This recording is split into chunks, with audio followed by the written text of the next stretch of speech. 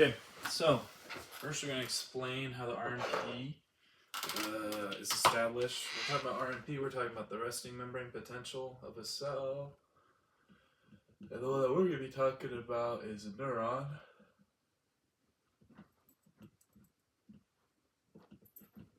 So the resting membrane potential of a cell is established in a few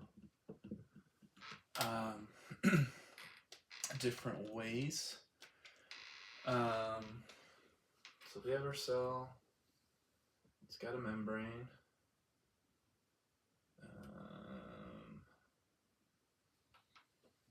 That's not pretty. That looks more like a capsule on a bacteria, but that's our membrane. And the membrane is selectively permeable to specific ions. Selectively permeable.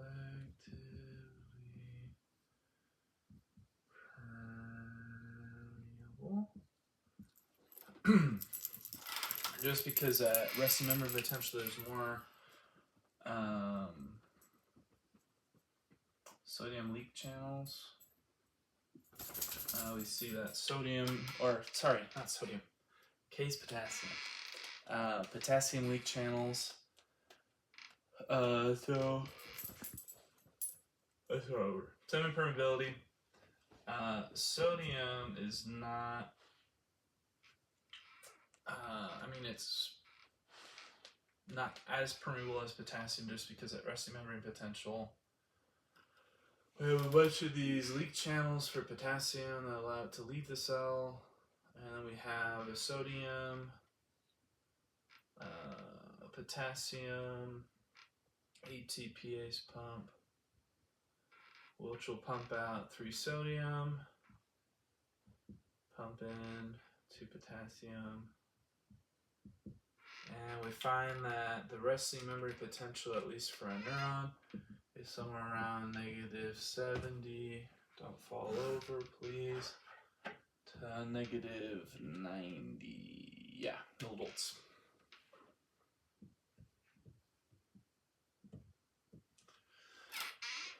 Millivolts. So what we find is that potassium channel is more abundant and more permeable at rest compared to the sodium channels.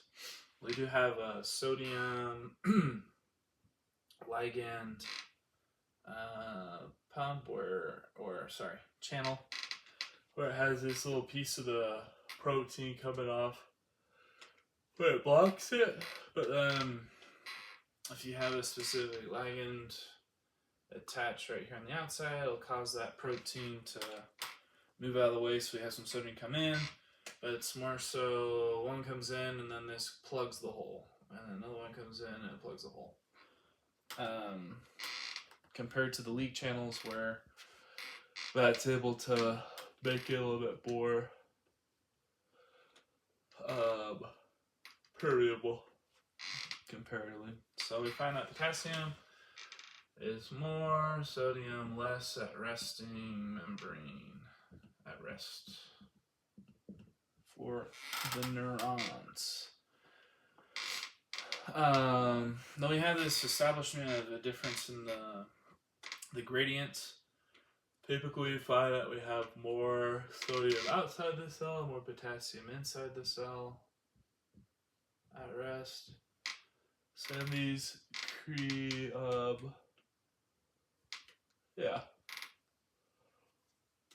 so that causes them to want to be at different, because of their electrochemical gradients, we find that there's more inside than there is, more potassium in, more sodium out.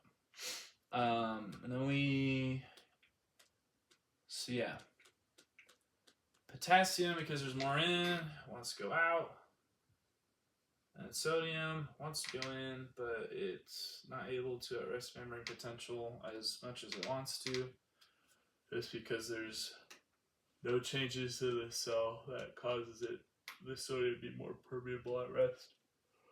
We'll go a little bit more. That's the whole point of the action potential, is that we open up the sodium voltage gated channels, which are right here. At rest, they're closed. But once we open those, And we find that sodium is very permeable to the cell at that point, or at least to the to the neuron. So yeah, the movement of the potassium leaving the cell leaves an excess negative charge inside the cell, primarily due to the impermeable anions. So when we're talking about those anions, we have a bunch of these chlorides because whenever we lose a positive, we have to have a negative to follow it to be able to balance it out. I'm not exactly for sure how the chloride leaves. Assuming there's a chloride leak channel somewhere. But at least with the neurons, we find that there's a lot of these negative areas, both from the proteins that these proteins create these hydrogens. Well, no, not hydrogen spears because that's on the inside of the channel. But they're negative in that area, so that keeps some ions away. So we can get the ones that we want to go through that channel. Some factors that we find that affect the magnitude of the RMP, magnitude of the resting membrane potential. Some of these things are, so if we increase the permeability,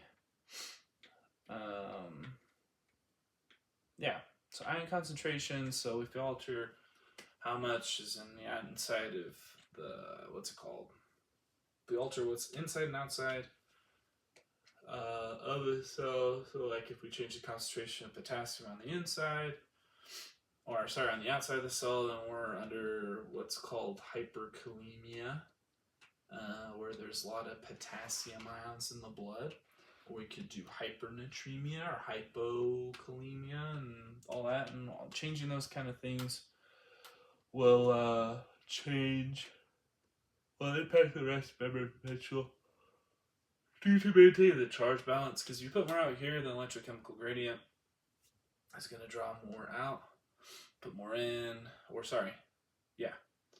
and then if more gets drawn in, it'll just change the magnitude. So what's it called? So we're changing the ion concentration gradients.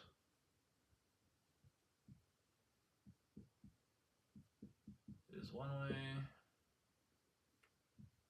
Another way is changing the permeability of those. So if we increase potassium permeability, that'll hyperpolarize the membrane, it'll become more negative.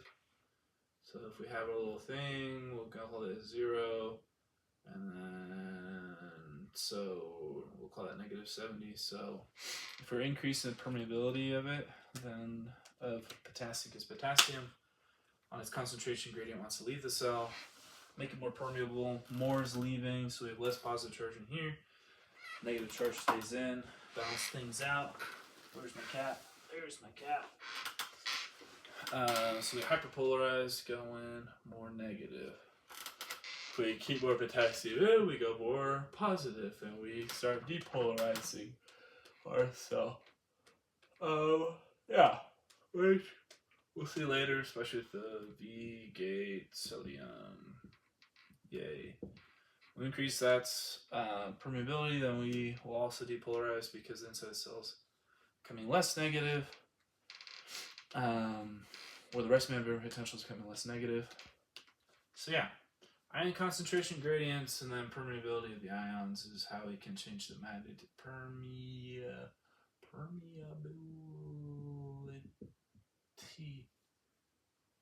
of ions. I don't think we really covered chloride a whole bunch, so yeah. To my understanding, irrelevant. I need to grab an eraser.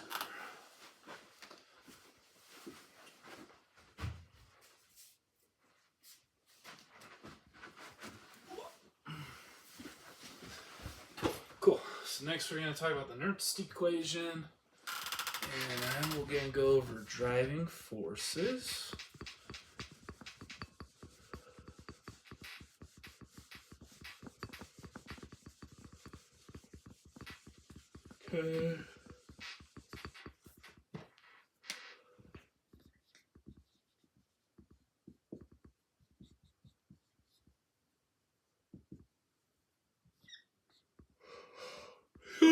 Equation calculates the equilibrium potential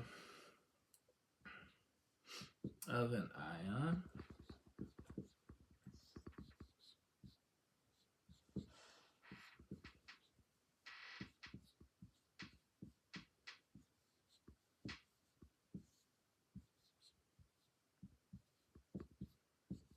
Okay. So this is a Nernst equation. This is what we're talking about when we're saying the equilibrium potential. The R stands for the gas content, the T is temperature in Kelvin, C is the ion's charge, but since we're talking sodium, potassium, and chloride, until we do calcium, which it should be 2 plus, or like magnesium, 2 plus, calcium, magnesium, sodium is just a 1, or we don't do that. Sin, potassium, chloride is 1 negative. Cool. The F is Faraday's constant. No idea what that is. Probably should, but I don't. Wait, no. I do know what that is. Yeah. I know what that is. Never mind. And then we have the concentration of the ion that's outside the cell, concentration that's inside the cell. For potassium, we find that it's around negative 94, and then for sodium, positive 55. So yeah, those things will tell us. So large driving force pushes ions more strongly across the membrane. So sodium, because it's permeable. Oh, get a text message. It's a higher driving force to go into the cell. Potassium wants to leave the cell because we're at negative 70. If we leave the cell, it's going to make the cell more negative, so it wants to be at that charge. Yeah, that's the Nernst equation. These are driving forces. Or, sorry, we haven't gone over driving forces. Awkward. So the driving force is the membrane potential, so Vn minus the equilibrium potential, Ex. So these are driving forces.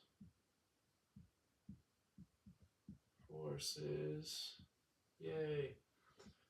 Driving force. So it's equal to the membrane potential minus the equilibrium potential. We get the equilibrium potential from here. Membrane potential is from where we're at. And then, yeah, large driving force pushes ions more strongly across membrane as long as they are permeable. So, yeah, what's up? Then we're going to talk about the action potential and its different characteristics. Let me erase this. It's all in up. I don't know what that noise was, so don't make fun of me too hard for that, please. So an action potential is an all or nothing thing. We either get an action potential, we don't get an action potential. It is the motto, do or die. Or what's it called? Do it or don't do it. We don't believe in trying with action potentials. So we draw out. We have a pretty cell, negative 0, and then negative 70 because we were talking about neurons. We got time here, charge, or the volts. Yes. So, here.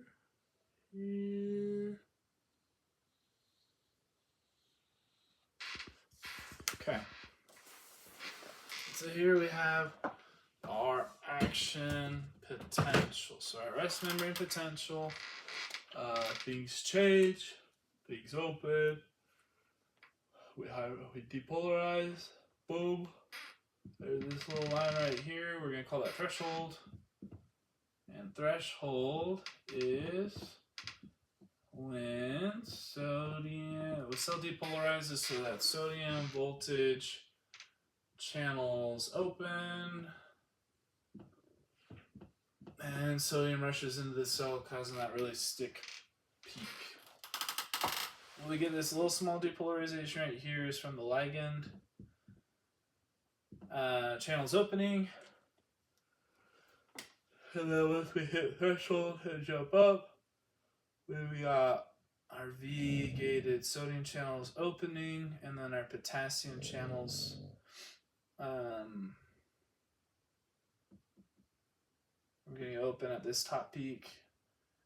Our voltage sodium channel is completely closed, and our potassium channel is completely open. Our voltage gated potassium channel.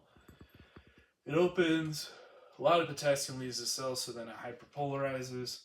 That's why it gets lower, and then we reestablish back to resting memory potential. I drew a different instance because that line's not higher. It should be the same height unless we're in different kind of conditions.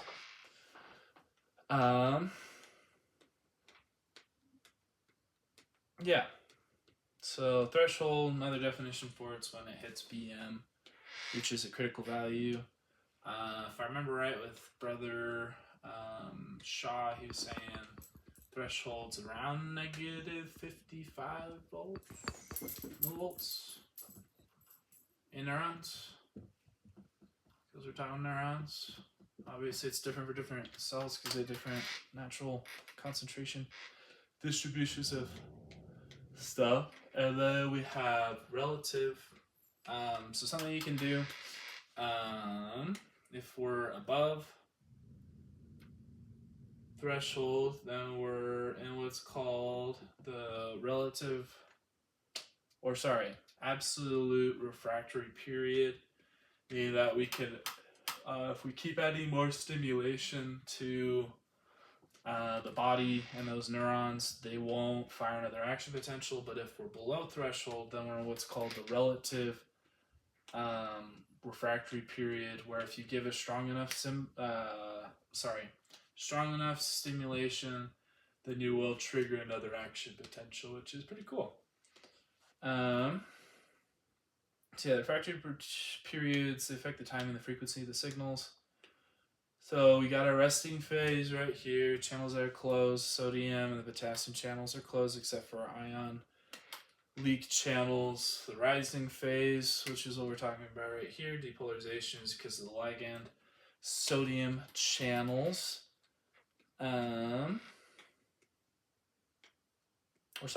The rising, yeah. And once we hit right here, where we're still rising, it's the voltage. Sodium channels fully opening. And then right here is where we're getting into the falling phase of repolarization.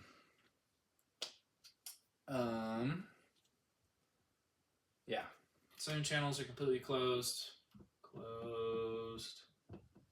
Open.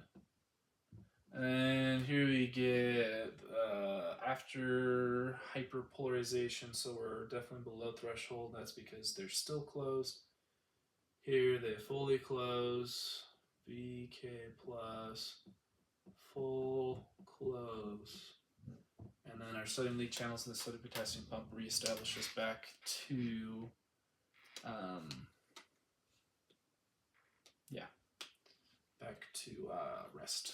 resting membrane potential. Our comparison of a graded potential versus action potential. The graded potential, the magnitude will vary based upon the stimulus size. With an action potential, like we said earlier, it's all or nothing. We either get one, we don't get one. For propagation, it's decremental. For the action potential, it's non-decremental. The duration of graded potential is longer. You also don't need a threshold for a graded potential, so that's fun. The location of the graded potential is going to happen on the axons or the soma, while with the Action potential only happens on the axons. So if we got a pretty little dendrite, I'd not get drawing dendrites, but we got clef. So when we're talking about graded potential, they can happen here on the soma, or they can happen on the dendrites. These are dendrites. Well, dendrites are on the other end. I guess technically the other end, but yeah. Threshold is required, and the duration action potential is pretty short, quick, simple, sweet. We like action potentials. Next thing we're going to talk about is capacitance, length constant, myelination.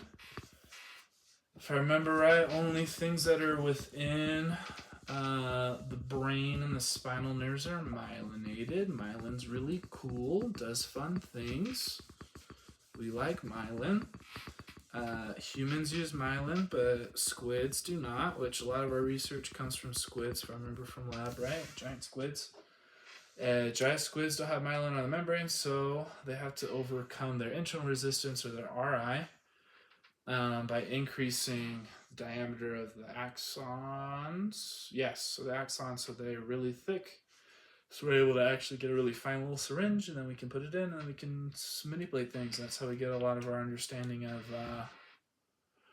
how it all works. So capacitance is the ability, ooh, no, there's a C there. Capacitance, I don't think I spelled that right. No, I did. Capacitance is the ability of the membrane to store charge.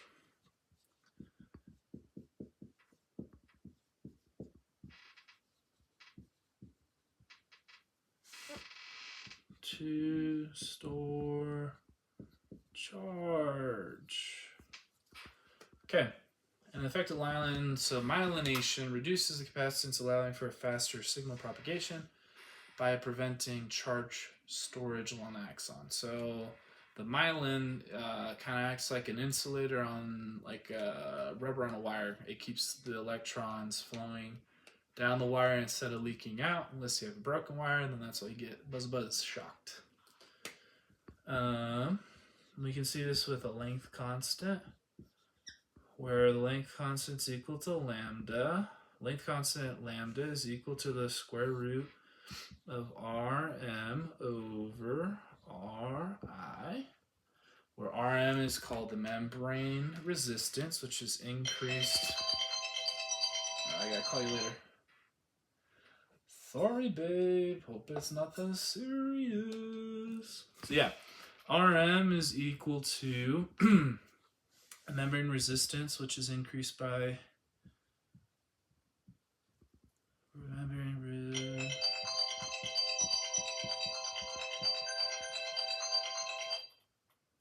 Hey, babe, I'm filming my video right now. Can I call you back?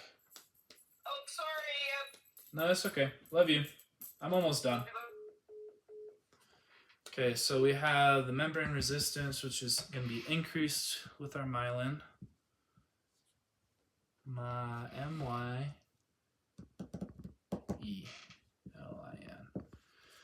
And then we have the internal resistance, the axon, which is the Ri.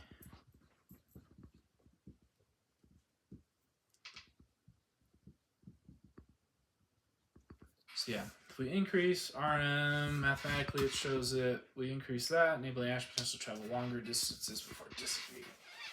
So we myelinate things, so now we can be able to go longer. And if we can't do that, then we increase the diameter of the neuron itself, which might be why the rest of the body is not myelinated. The nerves are bigger. I don't like that. Don't like that at all.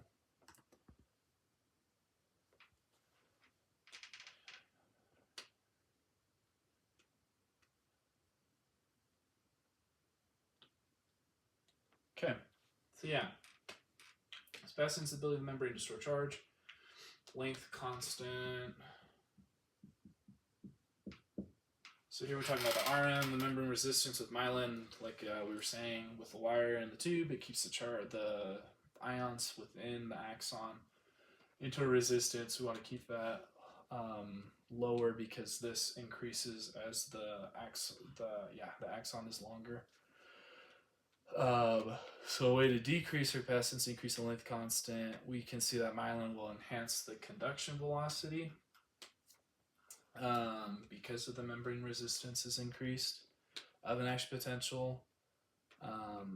Then we also have these little fun things called nodes of Ranvier, which are the little bumps. The myelin, because it is covered, there's no ions that can come into that area. It kind of bumps them away because of the positive charges on them. That's supposed to be there. So yeah, if we have that with our myelin, in these little spaces, this a little node around VA, we're able to dump in ions because these are bumped up. They're plus charges. So myelin will actually force our ions to go to the nodes around VA, which is a pretty cool evolutionary advantage that we get. I'm gonna double check to make sure that I have covered everything on my phone here. Where's that? Principles of physio. Oh, might not have to do. Okay, let's see if I missed anything. Conditions, factors for each phase. Comparing chest gear, potential explanation, fastness, length constant. Yeah, cool. Cool. Very nice. So yeah, that's what myelin does. Increases RM, so we can have better membrane or an increase in membrane resistance. This is a bigger number, so then our length constant is larger, so then we don't get a little fizzle with our action potential. But another way that action potentials are propagated and increased is via temporal and spatial summation. That's more so communication with one axon to another, which I think we're going to cover in another video. Temporal summation is just increasing more of the same signal, so then it gets passed down the line, and then it becomes bigger because it's like saying hello 50,000 times. Somebody's going to hear and understand that you're saying hello. While spatial summation is you have one that's closer to the axon and it's someone yelling yes, while someone else is over here saying no. You're probably going to hear the one that's yelling yes closer to you, so that's increasing the signal that way. But yeah, that's the video for today. Excuse me, Annie. I know you want to say hi.